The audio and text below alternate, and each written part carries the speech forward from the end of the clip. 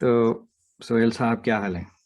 ठीक ठाक। ऐसे तो हालात ठीक है। आप देख रहे हैं कि काफी बाहर काफी ठंड है और ये लॉन्ग वीकेंड भी है। लॉन्ग वीकेंड भी है और वीकेंड पे प्रिडिक्शन यही है ज़्यादातर जगहों पे कि काफ़ी ख़ास तौर पे नॉर्थ ईस्ट में और कुछ और एरियाज़ में काफ़ी टेम्परेचर भी ड्रॉप होगा। कुछ जगहों पे बर्फ़ है, कुछ जगहों पे फ्लडिंग की कैफियत है। तो stay safe, stay warm, stay जी, इंडोर्स। बिल्कुल बिल्कुल। तो जब इंडोर हैं तो कुछ अंदर रहने के लिए कुछ फ़ायदे उठा लिए जाए, कुछ काम की बातें कर लें।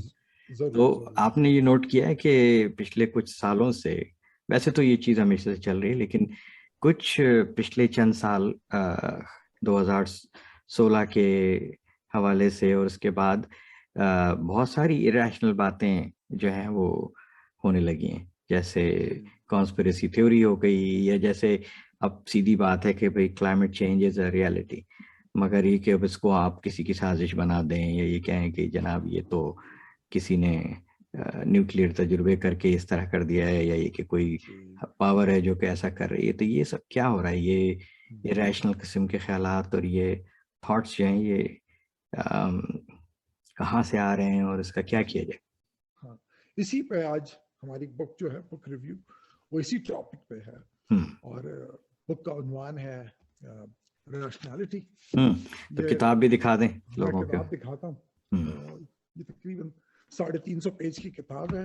हम्म। 11 चैप्टर्स पर मुश्तमिल। इसके पहले ही चैप्टर, पहले ही पेज पे इसके ऑथर ने जितनी किताबें अब तक लिखी हैं वो सबकी लिस्ट है, तो वो हम दोबारा नहीं रिपीट करते। ठीक है। ये थोड़ा सा ऑथर जो है हमारे फेवरेट हम्म, ऑथर हैं। इससे जरूर पहले जरूर। हमने इनकी एनलाइटमेंट वाली बुक भी रिव्यू की है, और इनकी कई बुक्स हैं जो लोग जी पढ़ना चाहें। तो उसकी ख़ास बात यह है कि ये he is basically a scientist. तो इसका जो जहन है वो बहुत ऑब्जेक्टिव है। तो मेरे ख्याल है इसको भी बड़ा दुख होता है कि जब ये देखता है कि दुनिया में इतनी रैशनल थिंकिंग हो रही है। ख़ास तौर से ये पिछले सालों में जो बातें आपने ये देखा कोविड के हवाले से, तो कोविड के हवाले से कैसे कैसे रैशनल थॉट्स जो हैं वो दुनिया में सर्कुलेट कर रहे थे। यानी कि पहले तो ये कि ये कोई साजिश है, हायर पावर्स ने, सुपर पावर्स ने कोई जरासीम जो है छोड़ दिया है दुनिया के लोगों को तबाह करने के लिए, इकोनॉमी को कंट्रोल करने के लिए। फिर जब वो सारी दुनिया में फैला तो लोगों को, नहीं यार ये तो बड़ी पावर्स को भी उसी तरह इफेक्ट कर रहा है जिस तरह गरीब लोगों को। फिर जब वैक्सीन आई तो उस पे लोगों ने कॉन्स्पिरेसी के हवाले से बात करनी शुरू की गई, ये जो बिल गेट्स है वो चिप प्लांट कर रहा है। तो यही एक मसला है जिसको सामने रख के इसने सोचा कि मैं ऐसी कोई किताब लिखूं जिससे लोगों को ये अंदाजा हो कि रैशनल थिंकिंग क्या है और क्यों ज़रूरी है। तो क्यों ज़रूरी है उस पर ज़रा सा, इस किताब में जो बात की है उसको ज़रा सा आप थोड़ा एलैबोरेट करें जी कि जी। रैशनैलिटी क्यों ज़रूरी है, जो अच्छा, स्टीवन ऐसा पिंकर है। क्या क्या कहता है। हाँ, उससे पहले अभी अब जब आपने इरेशनैलिटी की बात शुरू कर ही दी है, तो उसको जरा सा आगे बढ़ा दें पहले कि और कौन सी ऐसी चीजें हैं जो हम माशरे में देखते हैं जो इरेशनल हमें नजर हम्म। आती हैं। एक वो जो आप जैसे जिक्र काली करते हैं बिल्ली। अक्सर। हाँ, बिल्कुल बिल्कुल, काली बिल्ली काली वाले बिल्ली जो भी। रास्ता काट गई। हाँ बिल्कुल, क्यू एनॉन थियरी। क्यू एनॉन के बारे में आप बताइए कि वो अमेरिका में क्या इतनी बड़ी चल रही थी कितने हम्म। अरसे तक ये कॉन्स्पिरेसी थियरी। कि साहब सुनने एक वालों को एक बड़ा साहब वो इंटरेस्टिंग लगेगा। पिज्जा शॉप पहुंच गए ये सोच करके वहां पे जो है वो पीडोफाइल्स बैठे हुए हैं जो बच्चों को खाते भी हैं। और इसके से बताएं यहाँ तक पहुंच सकती हाँ है जब रैशनल थिंकिंग। हाँ। और वो उनका उनके नजदीक ये एक थियरी थी कि हिलरी क्लिंटन के कोई कनेक्शन है, क्लिंटन फैमिली का इस पिज्जा की दुकान के साथ कोई कनेक्शन है, और वो डोनाल्ड ट्रंप को गिराने के लिए काफी कोशा है इनके लोग, और उसके एविडेंसेस भी उसी तरह दे रहे थे। लेकिन आगे चलने से पहले एक और चीज मैं बताऊं कि स्टीवन पिंकर जो हैं वो इस वक्त दुनिया के 100 उन टॉप इंटेलेक्चुअल्स में काउंट होते हैं जिनके ओपिनियंस मैटर करते हैं। तो बिल्कुल। ये किताब बड़ी इंपॉर्टेंट किताब है एक्चुअली। इसमें और कुछ रिकमेंडेशंस इन्होंने की हैं, वो बड़ी ओपिनियंस अच्छी मैटर इंफॉर्मेशन। क्यों करते हैं? इसलिए कि इनका एक 25-30 साल से एक ओपिनियंस का एक सिलसिला चला आ रहा है जिसमें वक्त के साथ साबित हुआ है कि इनकी जो बात है वो it is able to stand the test of time. बिल्कुल बिल्कुल। साथ में इन्होंने जब स्टार्ट लिया, पहले तो इन्होंने बड़ा खूबसूरती से रैशनैलिटी को डिफाइन किया है कि रैशनैलिटी होती क्या है, व्हाट इज रैशनैलिटी। तो वो कहते हैं कि rationality is a tool to achieve a goal, और वो टूल क्या है, that a tool that is based on knowledge. फिर वो कहते हैं कि नॉलेज को कैसे डिफाइन करें, तो उसमें उन्होंने कहा कि नॉलेज इज ए वेरीफाएबल ट्रूथ या जस्टिफाएबल ट्रूथ। ऐसा कोई भी बात जिसको हम वेरीफाई कर सकें या जस्टिफाई कर सकें, वो ट्रूथ के ज़मरे में आता है। जो चीज़ ट्रूथ के ज़मरे में आती है वो नॉलेज के ज़मरे में आती है, और वो एक ऐसा टूल बनाती है जिससे इंसान अपने गोल्स अचीव कर सके। तो ये बहुत अच्छा। साथ में वो कहते हैं कि दुनिया में हमेशा रैशनल बातें और इरेशनल बातें साथ साथ चलती रहेंगी। अच्छा, एक लेकिन मजे की रेलेवेंट बात जो इन्होंने बताई, जो बहुत सारे सुनने वालों को शायद कनेक्ट करेगी, कि ये कहते हैं कि जब lack of control can blend into lack of rationality, जब इंसान को अपने फ्यूचर इर्द गिर्द इन चीज़ों में किसी किस्म का कोई ऑब्जेक्टिव सेंस या कंट्रोल नहीं नजर आता, तो वो फिर इरेशनल थिंकिंग की तरफ जाता है। इस पे इन्होंने मिसाल दी है खुदकुश बमबार की, सुइसाइड टेररिस्ट के, जिसका ये ख्याल है कि अगर वो ऐसा कर जाएगा तो उसके जो फ्यूचर जो है वो इटर्नल फ्यूचर की तरफ, उसका जो की तरफ जो चला जाएगा। तो ये इसी वजह से कि उसको अपने इर्द गिर्द के हालात पे तो कोई कंट्रोल है नहीं, वही समझता है कि इस तरह से मैं अपने आप को उड़ा के उन हालात को कंट्रोल कर सकता हूँ। इसमें इन्होंने बहुत सारी मिसालें दी हैं कि जिस इन्होंने अमेरिकन सियासत को भी इसमें शामिल किया है, किस तरह से न्यूक्लियर आर्म रेस में इरेशनल बातें हुई, किस तरह से निक्सन ने एक पॉइंट पे न्यूक्लियर बॉम्बर्स को जो है वो हुक्म दिया था कि वो बहुत करीब यूएसएसआर के चले जाएं ताकि वो नॉर्थ वियतनामीज से कोई नेगोशिएशन कर सकें। तो वो ये उसने बताया कि ये हर स्टेज पे, हर मुल्क में इस किस्म की रैशनल थॉट्स जन्म लेते हैं जो इंसान से बहुत गलत फैसले करवाते हैं। अब आप सोच लें कि निक्सन के उस एक्शन का कोई बहुत ही ख़राब नतीजा भी निकल सकता था। तो इसी तरीके से और भी चीज़ें इन्होंने की हैं, तो उसको ज़रा सा लेके चलते हैं आगे। वो देखिए ना कि जो ये एग्जांपल दे रहे हैं, Covid vaccine was a very good example. Start करें तो अब जो एंटी वैक्सर्स हैं वो एक हाईलाइट करते हैं मॉडर्न डे रैशनैलिटी को आजकल के दिनों में। तो वो कहते हैं कि इसी तरह की बहुत सारी चीजें, अब क्योंकि लोग बहुत करीब होते जा रहे हैं ना, तो इसकी सोशल वजह से मीडिया, ग्लोबलाइजेशन, हाँ सोशल मीडिया है, इन सब चीजों की वजह से अब शायद इरेशनल बातें इतना नुकसान क्रिएट करेंगे, इतना नुकसान पहुंचाए बनी इंसान को, जो पहले उस तरह नहीं कर पा रही थी। जिस तरह रैशनल डिसीजंस का भी पॉजिटिव इम्पैक्ट इतना ज्यादा दुनिया को हो रहा है। अब देखिए ना, इतने छोटे स्पैन ऑफ टाइम में लोगों ने कोविड की वैक्सीन बनाई, which is a record time, और बड़ी खुशी की बात है। और उसी तरह कितना लोगों को फायदा हुआ, उसी तरह इरेशनल थॉट्स का लोगों को नुकसान भी। मगर आपको याद होगा जब वैक्सीन तैयार हुई थी तो उसके बारे में क्या क्या कहा गया था। एक शोशा छोड़ा गया कि भाई ये वैक्सीन जो लगवाएगा वो इस साल के एंड तक मर जाएगा। फिर एक छोटा सा एक वो भी टाइम था जब ये कहा जा रहा था कि इसकी तैयारी में पोर्क का इस्तेमाल किया गया है। तो उससे एक बड़ा तबका दुनिया में, खासतौर पे मुसलमानों का, उनके जहन में डाउट पैदा हुआ। और ये एक अच्छा हुआ है कि उस रैशनल थिंकिंग का जोर बहुत ज़्यादा नहीं हो पाया और रैशनल लोगों ने कंट्रोल रखा, और ज़्यादातर दुनिया में मेजॉरिटी ये बात समझ रही है कि वैक्सीन लगवा लेना अच्छा था, और कोशिश भी कर रहे हैं जहाँ जहाँ अवेलेबल है। लेकिन बहरहाल बहुत से लोग हैं यहाँ पे भी अमेरिका में जो वैक्सीन लगाने से गुरेज कर रहे हैं, और वो खुद भी रिस्क पर हैं और दूसरों को भी रिस्क पे डाल रहे हैं। जो डेटा बता रहा है कि जो लोग इस वक्त कोविड से बीमार हुए हैं, खासतौर पे वो जो आईसीयू में है, उनमें 90% वो हैं जिन्होंने वैक्सीनेशन नहीं लगवाई थी। तो ये रैशनल थिंकिंग के ना होने से हो रहा है ये। बिल्कुल। आपने देखा होगा पाकिस्तान के हिसाब से भी, अब हमारे कल्चर के हिसाब से भी, कि शुरू में जब कोविड हुआ था तो लोग अक्सर कह रहे थे कि हमें कोई प्रॉब्लम नहीं है, हम तो अपने हाथ पाँच 5 दफा धोते रहते हैं। इसके अलावा लोग एक दूसरे को अजीब अजीब शहद और कलौंजी और पता नहीं क्या क्या किसी किस्म की कच्ची ट्रीटमेंट्स, लहसुन, कच्ची प्याज, हाँ, वो सब क्या की क्या चीजें चीजें, ये देते। तो वो एक आइडियाज तो थे, लेकिन it they were not based on knowledge, they were not justifiable truth, they उसको were not एक्सप्रेस करना based on मुश्किल any था। objective reasoning. ऑब्जेक्टिव रीजनिंग, बिल्कुल सही कह रहे हैं आप। तो ये तो खैर इरेशनैलिटी की बात है। साथ में वो बड़ा अच्छा डेटा जो उन्होंने सारा प्रेजेंट किया है कि क्यों, क्या रीजंस हैं कि इंसानी दिमाग जो है वो इरेशनल थिंकिंग की तरफ जाता है, और उसके साथ हम ये भी देखेंगे कि क्या रीजंस होते हैं कि जिसकी वजह से हम रैशनल हो सकते हैं। तो if you don't mind saying few things on क्यों इंसानी दिमाग प्रीडिस्पोज्ड है या उसकी उसकी उसकी अट्रैक्शन है टुवर्ड्स इरेशनैलिटी की तरफ। आई थिंक उसकी एक तो बुनियादी वजह यही है कि जब चीजें क्लियर नहीं होती हैं तो कंजेक्चर की तरफ इंसान जाता है। अच्छा, एक चीज जो मैं यहाँ लाना चाहता हूँ वो कॉजेशन और कोरिलेशन है। बिल्कुल, तो ये दो मुख्तलिफ चीजें हैं।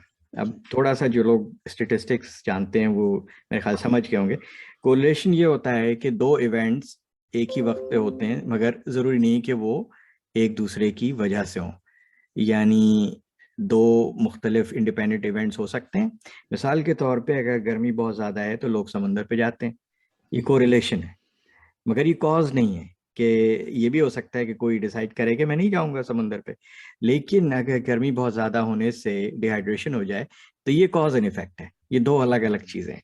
बिल्कुल, लोग कोरिलेशन को और कॉजेशन को अलग अलग नहीं देख पाते, और जहाँ कोरिलेशन देखते हैं वहाँ वो खुद ब खुद कॉजेशन को फैसला कर लेते हैं कि ये दो वाकयात अगर हुए हैं तो इसकी ये एक दूसरे की वजह से है या एक दूसरे को इजाद कर रहा है या प्रमोट कर रहा है, जबकि ऐसा अक्सर नहीं होता है। और इसके लिए बड़ी ऑब्जेक्टिव होकर सोचने की ज़रूरत होती है। कोई भी खबर जब आती है तो उसमें दो वाकयात नज़र आते हैं कि फला जगह एक चीज़ हुई, एक और चीज़ और भी हुई। और ज़रूरी नहीं कि वो दोनों एक दूसरे की वजह से हुए। ये भी हो सकता है कि दो रैंडम वाकयात हों, या ये भी हो सकता है कि जो हालात एक वाक़े को जन्म देते हैं वही हालात दूसरे वाक़े को भी जन्म दे रहे हैं, लेकिन वो दोनों वाकयात एक दूसरे को प्रमोट नहीं कर रहे हैं। ये जो फर्क है ये बहुत थिन लाइन होती है, और ये अक्सर लोग उसको नहीं समझ पाते। अब आपको याद होगा डोनाल्ड ट्रंप ने एक जगह जाके कहा था कि ये जो विंड मिल्स हैं, ये जो विंड एनर्जी प्रोड्यूस करती हैं, उसने कहा कि जी ये तो इसकी जो साउंड है वाव वाव करके, जो उससे तो जो साउंड से कैंसर हो रहे हैं। अब हो सकता है उस इलाके में कुछ और कैंसर किसी वजह से हो रहे हो और वहाँ विंड मिल्स भी लगी हुई है, तो ये कोरिलेशन हो सकता है मगर कॉज नहीं है। मगर डोनाल्ड ट्रंप ने इस चीज को कॉजेशन के तौर पे बताया। इस तरह के बहुत से इंसानी लोग, दिमाग, हाँ, इंसानी दिमाग जो है वो इतना डिटेल ओरिएंटेड नहीं होता और इतना उसमें नहीं जाता डिटेल्स में। वो हमें usually we like quick fixes, कि जल्दी जवाब मिल जाए और सारा डेटा पढ़ने की मेहनत ना करनी पड़े। दूसरी एक और चीज भी ये होती है कि नॉर्मल मेंटल स्टेटस में जब हम, कोई लोग डिप्रेस्ड या एंजाइटी का शिकार ना हो, उस वक्त यूजुअली लोग ऐसा फील करते हैं कि उनका फ्यूचर बड़ा अच्छा होना है, तो डिजास्टर की तरफ इंसान नहीं देखता। तीसरी चीज ये है कि हर एक के दिल में एक सेवियर फैंटेसी होती है कि कोई ना कोई इंसान आएगा, कोई बड़ा इंसान आएगा और उसको बचा लेगा। तो ये उन्होंने बताने चाह रहे थे कि क्यों हम पॉपुलिस्ट आइडियाज में और पॉपुलिस्ट लीडर्स की बातों पे क्यों हम विक्टिम होते हैं, क्योंकि हम चाहते हैं कि हमारा फ्यूचर अच्छा हो जाए। हम चाहते हैं कि एक मसीहा आए और वो हालात को बेहतर कर दे। जैसे दूसरी बात, हम अपनी हाँ, प्रॉब्लम्स के लिए अक्सर बेशतर अपने से बाहर वजह तलाश करते हैं। जी, जी, बहुत तो अच्छी बात। तो अगर हमें ये नजर आता है कि कोई चीज ठीक नहीं हो रही है तो इसकी वजह कोई कोई और है, जो आपका पड़ोसी हो सकता है, आपका दोस्त हो सकता है, या आपका दुश्मन हो सकता है। हम कभी ऑब्जेक्टिवली नहीं देखते कि ये प्रॉब्लम जो हो रही है मेरी लाइफ में, हो सकता है कि मेरे कुछ ऐसे एक्शंस हैं या इन एक्शंस है जिसकी वजह से मैं इन मसाइल में पड़ा हूँ, किसी ने कुछ किया नहीं है। ये जो आप बाहर दोबारा मैं बात करूंगा कि अगर सुनने वाले ज्यादातर पाकिस्तान या इंडिया वगैरह से कनेक्टेड हैं, किसी ने कुछ करवा दिया है, कारोबार नहीं चल रहा है तो किसी ने कुछ करवा दिया है, कोई अमल करवा दिया है। और कोई प्रॉब्लम्स हो गई हैं तो किसी ने जाए, तो ये क्या है, ये कोरिलेशन है ना। कोई शख्स अगर कुछ कर रहा है तो और आपकी हालात बिगड़ रहे हैं, तो ये कॉज नहीं है, ये कोरिलेशन हो सकता है वो अमल पढ़ रहा हूँ, हमें नहीं पता कि कौन क्या अमल पढ़ता है, लेकिन क्या उसकी वजह से आपके हालात खराब है, ये एक थिंकिंग का प्रॉब्लम है। और जहाँ पे जितनी साइंटिफिक एजुकेशन की कमी, या सिर्फ कमी नहीं, डीवैल्यूएशन, जहाँ पे साइंटिफिक एजुकेशन को वैल्यू नहीं दी जाती, पढ़ाया तो जाता है मगर वो उसको एज अ सब्जेक्ट पढ़ाया जाता है, वो रीजनिंग और साइंटिफिक थिंकिंग को दिमाग का हिस्सा नहीं, सोच का हिस्सा नहीं बनाया जाता, वहाँ पे ये चीज़ें पनपती हैं ज़्यादा। अमेरिका में भी आप देखें कि उन इलाकों में जहाँ पे ओवरऑल लिटरेसी रेट कम है, कॉलेज एजुकेशन या इससे ऊपर की एजुकेशन कम है, वहाँ ये देखें ये थ्योरीज खूब ज़ोर शोर से हैं। और तो इसका ताल्लुक ना सिर्फ education but logical rational thinking and scientific foundation की कमी से भी है। उस बड़ा अच्छा आपने देखा होगा, उन्होंने साथ में ही जब वो बता रहे हैं कि क्यों मैं इंसान प्रीडिस्पोज्ड है टुवर्ड्स इरेशनैलिटी, वो समझा बताते हैं कि एट द सेम टाइम इंसान के अंदर ऐसा मैकेनिज्म भी है जो उसको वो राशनल थिंकिंग की तरफ भी लेके जा रहा है। एक तो ये है कि हम स्टोरी टेलिंग स्पीशी हैं, हम कहानियां सुनते हैं, हम कहानियां इंजॉय करते हैं, हम कहानियों पे यकीन करते हैं, और कहानियां बड़ी स्पीड से फैलती हैं। जितनी सच्ची कहानी होगी वो भी स्पीड से फैलेगी, और जो झूठी झूठी बातें होंगी वो भी अपनी जगह से फैलेगी। वो इस पे मुझे हरारी की बात याद है, युval नोआ हरारी के, इंसान वाहिद स्पीशी है जो इमेजिनेशन की बुनियाद पे कोई काम कर सकता है। जी, जैसे गवर्नमेंट एक इमेजिनेशन है, फेथ एक इमेजिनेशन है, तो आप उसकी पैसा एक बुनियाद पे कोई, इमेजिनेशन है। अगर आप उसको वैल्यू अटैच ना करें तो कुछ भी नहीं। तो ये काम जानवर नहीं कर सकता, ये सिर्फ इंसान कर सकता है। एक और काम जो जानवर नहीं कर सकता, वो एक ग्रुप में नहीं सोच सकता। हम्म इंसान ग्रुप्स में सोचता है, इसलिए हम्म कलेक्टिव विजडम बहुत ज्यादा होती है। अब देखिए कि ये जो कोविड के टाइम पे इतनी सारी जो वैक्सीन बनी इतनी जल्दी, एकदम से 2-4 कंपनियों ने बना दी, this was the outcome of collective human wisdom, कि इतने जल्दी डेटा एक साथ लोगों ने पूल इन किया। and और it makes me very optimistic. जी जी, बिल्कुल बिल्कुल बिल्कुल, ये बड़े अच्छा पॉइंट है एक्चुअली, अच्छा, कोविड वैक्सीन का बनना। आगे चल के ये जो कहता है ना व्हाई रैशनैलिटी मैटर्स, ये एक बड़ी अच्छी आखिरी चैप्टर है ये। तो इसमें इसने जो एक कोटेशन दिया है, मैं उसका उर्दू में ट्रांसलेशन बताऊंगा, सिंगर का है कि बी यानी रीजन जो है, इस तरह के एस्केलेटर पे आप चढ़ गए, अब ये एस्केलेटर रुकेगा नहीं अपने ऊंचाई तक जाने के बाद, अगर आप उस पर उतरने की कोशिश करेंगे तो गिरेंगे। तो रीजनिंग जो है वो आगे की तरफ ही ले जाती है। तो ये वो ट्रेन है जिसको अब आप रोक नहीं सकते। और उसने ये देखा है कि वक्ती तौर पे ऐसा लगता है कि रैशनैलिटी छा रही है और फेक न्यूज और तरह तरह की उल्टी सीधी चीजें, मगर जब वो बड़ी पिक्चर देखता है, यानी यही अच्छी बात है पिंकर की कि वो माइक्रो उस पे इमेज पे ज्यादा जोर नहीं देता है, देखता है कि देखो दुनिया में इंसान ने सफर 1 लाख साल पहले अफ्रीका से शुरू किया था और माइग्रेट करके पूरी दुनिया में फैला, वहां से देखो हम कहाँ पहुंचे कि अब हम स्पेस टूरिज्म कर रहे हैं।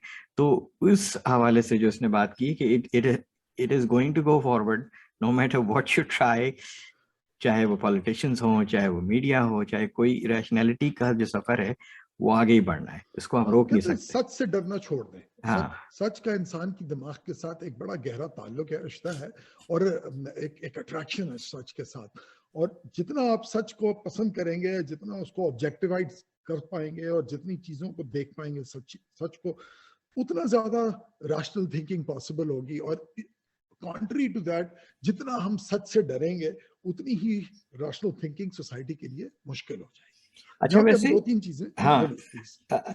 आम कॉमन लाइफ में वो क्या देखते हैं आप मिसालें रैशनैलिटी की, जो इर्द गिर्द जो यू नो कि एक रोजमर्रा के रूटीन में रैशनल थिंकिंग की जो एक मिसाल हो, कई मिसालें हो सकती हैं, तो उस पर कुछ बात करें, कुछ आपको कुछ याद आ रही, कोई बहुत सारी एग्जांपल? ऐसी तो इरेशनल थिंकिंग की बहुत सारी चीज हुई। एक तो आपने देखा कि ये वैक्सीन में लोग कह रहे थे कि बिल गेट्स जो है वो माइक्रोचिप इंसानों के दिमाग में डालना चाह रहा है और सबका डेटा लेना चाह रहा है।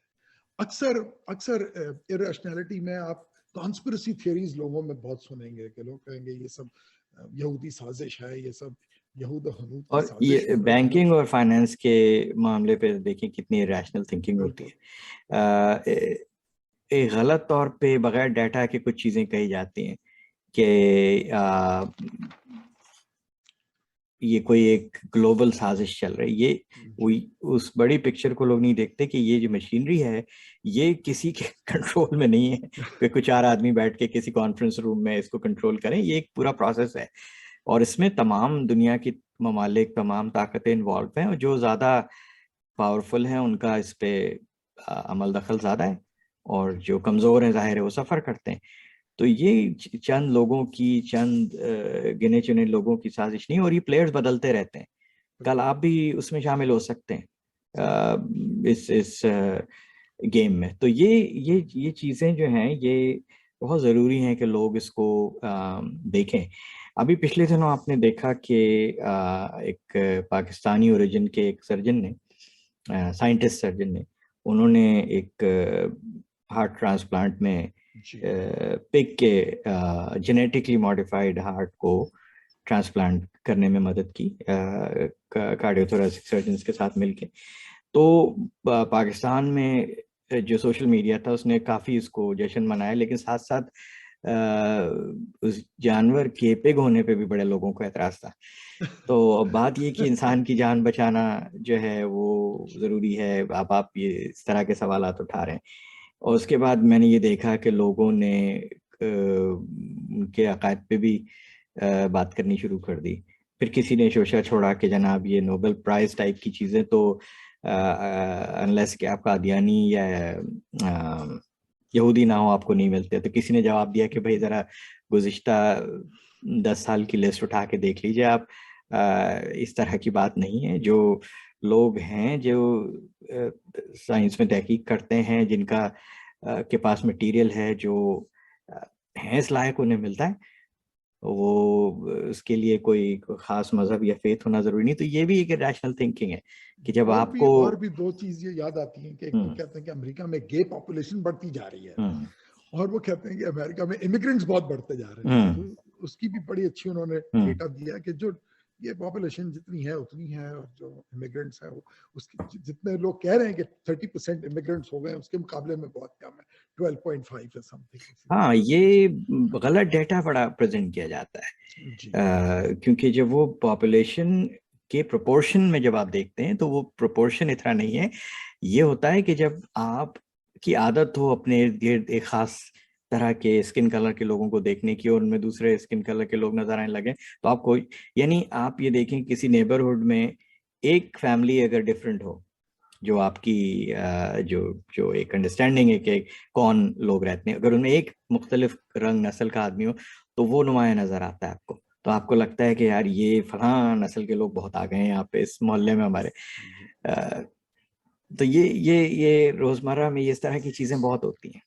आसान टॉक को थोड़ा रैप करते हैं तो उसमें आखिर में जो आप देखें उन्होंने रिकमेंडेशंस जो दी हैं वो मुझे बहुत अच्छी लगी सारी के। क्या तो बताएं ना, क्या रिकमेंड कर रहे हैं वो लोगों को, वो अमेरिकन सोसाइटी को एड्रेस कर रहे हैं। तो उसमें वो कहते हैं कि देखो भाई सबसे पहले तो यह है कि अपना स्कूल का करिकुलम सिलेबस में चेंजेस लानी पड़ेंगी बहुत छोटी एज से, क्योंकि डेटा बहुत एक्सपैंड कर रहा है, बहुत स्पीड से एक्सपैंड कर रहा है। बच्चों को आपको वो स्किल्स सिखानी पड़ेंगी कि डेटा को कैसे मैनेज करना। बिल्कुल, जिसके लिए वो कह रहे हैं कि उन्होंने मिसाल दी है कि भाई इवन प्रोफेशनल्स डेटा को समझ नहीं पाते। जी बिल्कुल। इनफैक्ट बड़ी शर्म की बात है, उन्होंने डॉक्टर्स की भी मिसाल दी है और उसमें उन्होंने बाकायदा मिसालों से समझाया कि कहाँ पे हम टेस्ट रिजल्ट्स को जब इंटरप्रेट करते हैं तो हम स्टेटिस्टिक्स की नॉलेज ना होने की वजह से उसको गलत तरह इंटरप्रेट करते हैं। तो ये इसकी वजह ये है कि बेसिक्स में कुछ कमी है। बेसिक्स में कमी है तो बच्चों को छोटी एज से चाहे थोड़ा तफरी का टाइम कम कर दो बच्चों का, बच्चों को ये बात अच्छी नहीं लगेगी लेकिन वो कहते हैं कि थोड़ा तफरी का, थोड़ा कार्टून का देखने का टाइम कम कर दें, लेकिन बच्चों को प्रोबेबिलिटी पढ़ाएं, बच्चों को क्रिटिकल थिंकिंग सिखाएं, असली बात बच्चों को लॉजिक सिखाएं, कैसे लॉजिक, कैसे और एम्पेरिकल और एविडेंस खुद को से असेस करते हैं। लॉजिक और रीजन करना सिखाएं। सिर्फ किताब से पढ़ के कोई बात रिगर्जिटेट कर देना, बिल्कुल जो है उससे आप साइंटिस्ट नहीं पैदा कर सकते। आप बहुत बड़ी तादाद में क्लर्क्स पैदा कर सकते हैं, लेकिन you can not produce thinkers and scientist unless you teach them how to be हाँ, rational and how to reason. हो सकता है मेरा असेसमेंट थोड़ा स्क्यूड हो, लेकिन मुझे ये यंगर जनरेशन में इवन पाकिस्तान से लोग जो कम्युनिकेट करते हैं ना, उनमें एक चीज बड़ी अच्छी लगती है, वो ये कहते हैं कि इसका सबूत दो, एविडेंस बताओ, इसका एविडेंस क्या है। बिल्कुल, when we were growing up, उस सुनी जमाने में सुनाई इस तरह बातों कोई पे, बात नहीं करते थे, हम तो सुनी सुनाई बातों पे बिल्कुल यकीन करते थे। ऐसा दूसरी कहते चीज, हैं, हाँ ऐसा कहा कहते जाता है, हैं हमारे दादा कहते थे। हाँ, और दूसरी चीज ये है कि वो कहते हैं कि माहौल में, माशरे में हेट्रोजेनाइटी ऑफ ओपिनियंस को इनकरेज करना चाहिए, एक ही तरह का ओपिनियन नहीं आना चाहिए। लोग जो डिफरेंट किस्म के लोग बात कर रहे हो तो उसको अच्छा समझना चाहिए, क्योंकि बिल्कुल, रैशनैलिटी इमर्ज करती है हेट्रोजेनाइटी ऑफ ओपिनियन से। तो इससे माशरा मजबूत होता है। बिल्कुल, माशरा मजबूत होता है, लोग सोचने वाले बनते हैं। उसके अलावा कहते हैं कि भाई फ्रीडम ऑफ स्पीच, स्पेशली जो कॉलेजेस में, यूनिवर्सिटीज में कंट्रोवर्शियल स्पीकर्स को डिसइनवाइट करना बंद कर दो। यहाँ पे बहुत हुआ है, और ये दोनों जरा सी साइड से हुआ है, कंट्रोवर्सी। लिबरल हाँ और बिल्कुल बिल्कुल राइट विंग दोनों साइड से हुआ है बिल्कुल कि बिल्कुल अगर बिल्कुल। आपको उनकी ओपिनियन से तकलीफ हो रही है तो आप इस तरह बिहेव करते हैं जैसे आप ट्रॉमेटाइज हो गए हाँ कि हाउ डेयर यू से व्हाट यू बिलीव। तो ये दोनों साइड पे उसने लताड़ा है, राइट विंग को हाँ, भी लताड़ा है, लेफ्ट विंग को भी लताड़ा है, लेफ्ट कि को भी आप भी लताड़ा है। बहुत, लेफ्ट विंग भी बहुत ये करता है कि बहुत डिफरेंस ओपिनियन से घबराना और उसको घेराव कर लेते हैं और उसको सुनते नहीं, सुन तो लो भाई, रिजेक्ट करना आपका काम है, आप सुन तो लो वो क्या कह रहा है। आखिरी तो चीज वो कहते हाँ, हैं, सॉरी लास्ट थिंग, वो ये कहते हैं कि बड़ा अच्छा, मुझे मजा आया एज अ साइकियाट्रिस्ट सुनने में, आपको भी मजा आया होगा कि वो कहते हैं कि इसके अंदर डिस्कशन में आपस में लोगों को मोटिवेशनल इंटरव्यूइंग स्ट्रेटजी सिखाई जाए। उसका बेसिक मकसद ये है कि किसी के अंदर, अगर आप किसी का पर्सपेक्टिव सुन रहे हो तो उसके पर्सपेक्टिव को एक एम्पैथी के तौर पर सुनना चाहिए, कि कोई रीजन होगा जो आदमी इस तरह सोच रहा है, let me listen to what is the reason why the person is saying that way. एक एम्पैथिक लिस्टिंग बड़ी जरूरी है एक दूसरे के लिए। गाली गलौज करना और रोक देना किसी को कि तुम ये नहीं बोल सकते, या गाली गलौज करना या पर्सनल हो जाना, उसके मुकाबले में किसी की बात सुनना बड़ी जरूरी है। और अगर आप आपने सुनेंगे नहीं, उसका एक्सट्रीम नतीजा देखा है जो बिल्कुल पाकिस्तान में, जो ये सारा ये गुस्ताखी वगैरह की जो बिल्कुल कहानी होती है, बिल्कुल ये वही है, ये एक्सट्रीम इरेशनल थिंकिंग और किसी की बात नहीं सुनना और बगैर उसको मौका दिए कि उसने कहा क्या है, ना सिर्फ नतीजा निकालना, फैसला सुनाना, बल्कि सजा भी दे देना। मतलब इससे बिल्कुल ज्यादा बदतरीन और दर्दनाक एग्जाम्पल क्या हो सकती है। तो आई होप कि ये जो हमारी टॉक है वो भी इसी पर्सपेक्टिव में ली जाए और कुछ लोग अपनी सोच को अच्छी किताबें पढ़ने से और अच्छी किताबों में जो बातें लिखी हुई हैं उसको अपनी सोच का हिस्सा बनाने में आगे बढ़ें। तो फिर इसके साथ फिर इजाज़त लें। ठीक है, डन। ठीक है, ओके, ऑलराइट, हाँ सो जी, सी यू नेक्स्ट टाइम, बिल्कुल। Stay safe. You to.